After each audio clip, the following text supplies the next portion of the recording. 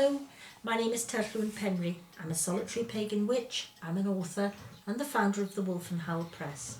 And today I'm going to talk to you about the use and abuse of folklore.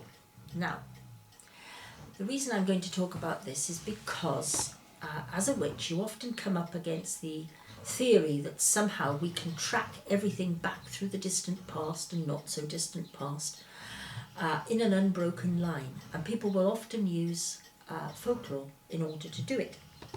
And I'd like to talk about this because it causes a lot of misunderstandings, and I think it's not a bad place to have a little think about it. So bear with me. One of the problems with using folklore is tremendously useful, and one of the big problems with it is that it's been on the fringes of disciplines such as archaeology. In other words, archaeology has gone its own little route and folklore's been over there, and never the twain shall meet. Now this is a pity because sometimes folklore can point us in the right direction. The challenge is not to get carried away with it. People often want to believe that something is true so badly that they will accept just about anything.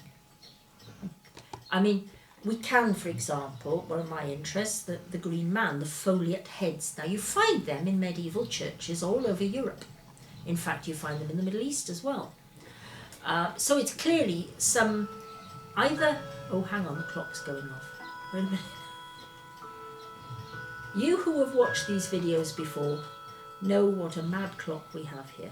Oh, no, it's going all right. Right. I forgot what I was saying. Now, wait a minute. We were talking about the Green Man heads, weren't we? And how they're all over Europe. Right. The fact that they're found over such a long period of time and a wide range of areas can be down to at least two things. It can be down to the fact that the Green Man head answers some deep psychological need that we need to believe. We see things grow. We don't really know how they grow, but they do grow. And therefore we need to put some kind of spirit behind it, some kind of force, if you like. I think Dylan Thomas, the Welsh poet, had a line, the force that through the green fuse drives the flower.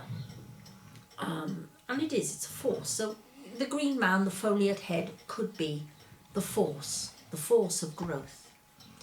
Another theory, of course, is that it is such an ancient belief that it was present before the migration of people westwards. And that would make sense too, because you have things like the Ice Age, and we know that the areas least affected by the Ice Age were around the eastern side of the Mediterranean, and Iran and Iraq, areas like that. And so it would make sense that these ideas started there first, and then as the snow and ice receded, so people moved out into new pastures, if you like. They followed their herds, and that they took these old ideas with them. So an ancient idea that has moved. What we have to be careful of is, we would all like, I'm sure, to believe it's an ancient idea, a primordial idea that has moved. The truth is we can't prove it. We can't prove that it isn't, but we can't prove that it is. And these are all things we need to think about. You know, how do we come to these ideas, and how do we go with them? Up until about 1970, there was a very widespread belief that folklore basically answered everything. You could go back in time with folklore and make an unbroken line from the Morris dancers of 1900 right back into the mists of time. You can't. Actually, you can't.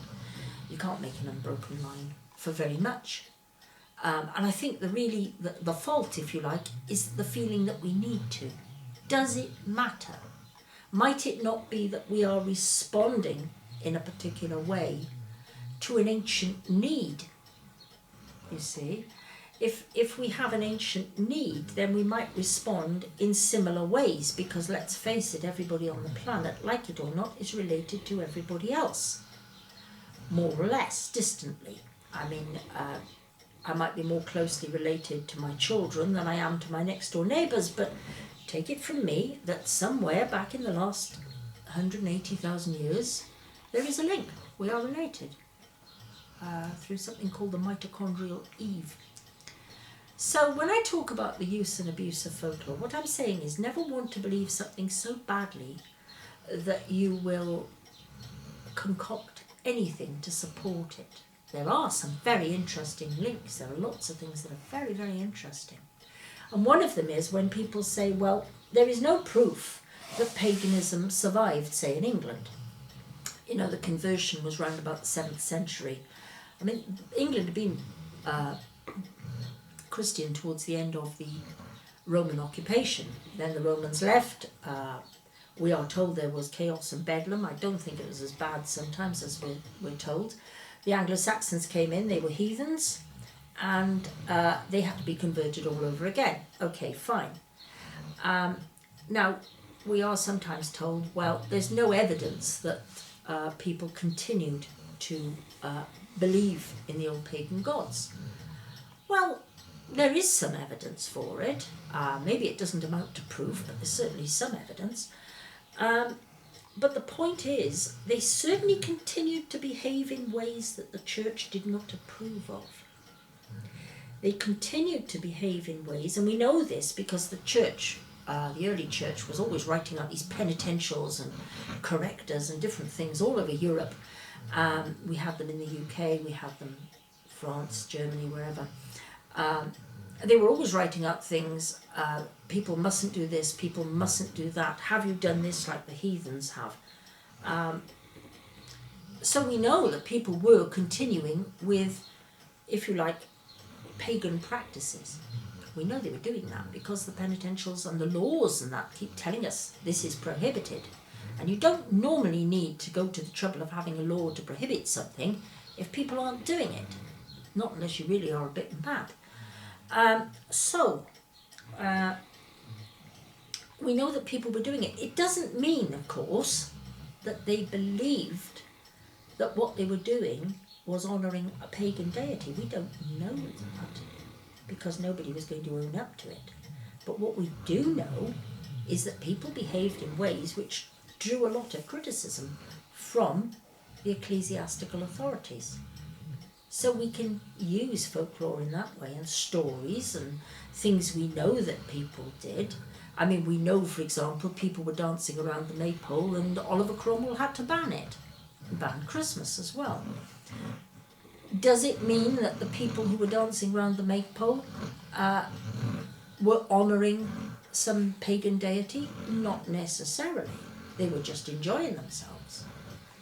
They were responding to a need.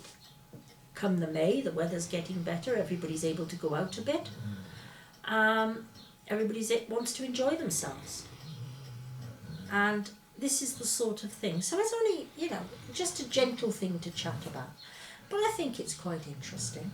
And I think it's something we need to carry with us. Because we're not just witches. You cannot be a witch in a vacuum. I don't think you can be a druid in a vacuum or anything else for that matter. You can't. You have to interact with the world around you. You have to have some idea where you've come from. But it has to have a firm foundation. Otherwise, the moment you're criticised for it, it all crumbles apart. And it doesn't have to be like that. So it is good to read up on history and folklore and your local history, your natural history, the plants and trees that come around you. Look at old ordnance survey maps. They're always a great source of information. And just, I don't know, you have to open your mind, but you have to keep a very firm grip on the imagination. Anyway, I hope it gets you started in this direction. And thank you very much for sticking with me and listening to my ramblings. Goodbye.